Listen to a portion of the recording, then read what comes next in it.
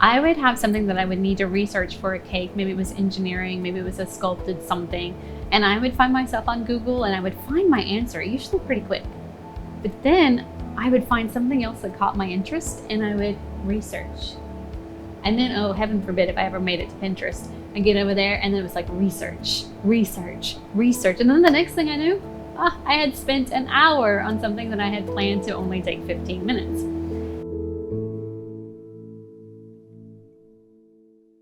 You've worked really hard to break down your most important objectives down into the most important tasks, and you've made sure those things are on your planner and you've built a plan. That's the first half of time management. The second half, eliminating distractions so we can stay focused. This one's hard. Some distractions are really sneaky. And for me, a lot of those distractions were disguised as work. And I didn't really think of them as distractions until I started time blocking, and I realized that they were acting in direct competition with the tasks and goals that I needed to get done for my hours, for my budgeted hours. These things were direct competitors. And those guys were email notifications, text notifications, telephone calls, and social media notifications. These were my biggest sneaky distractions. And once you realize that they compete with the other things that you have to get done, you start to go, maybe those aren't as important as I thought they were. Do you want another example of a super sneaky one? It is the research rabbit hole. Yeah. I would have something that I would need to research for a cake. Maybe it was engineering, maybe it was a sculpted something. And I would find myself on Google and I would find my answer, usually pretty quick. But then I would find something else that caught my interest and I would research.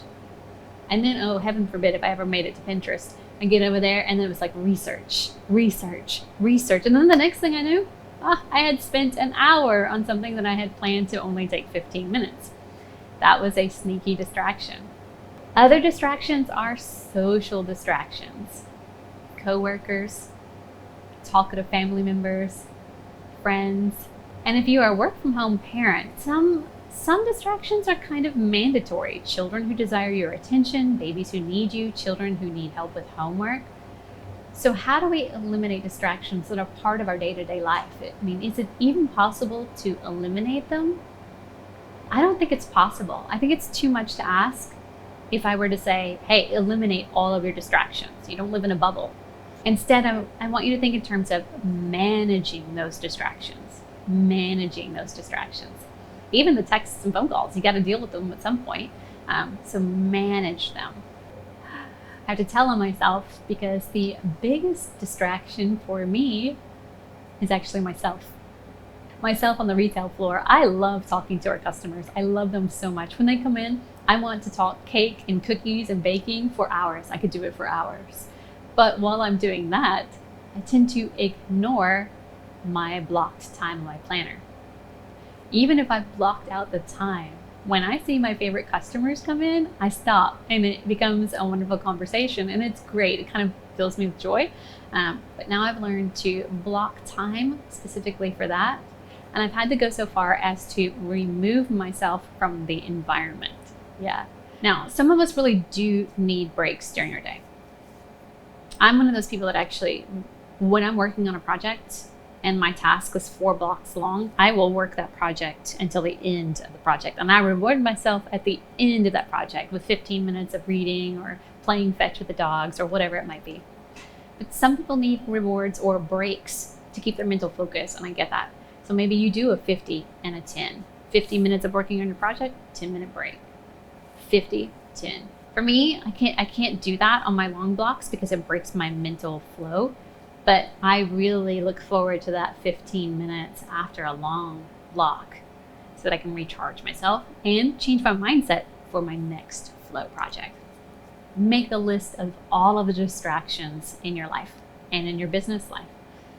And don't think necessarily of just the obvious ones. Look for the sneaky ones. Look for the mandatory ones. Then determine, how are you going to manage them? Is it something you can eliminate? Is it something that you create a specific time block for? Is it something where you do a 50 on, 10 off, and that 10 off is your playtime? How are you going to manage your distractions? Because I don't think it's fair to say eliminate them. We do not live in a bubble. We're social human beings. And how can you manage them? So list them, and then how can you manage them?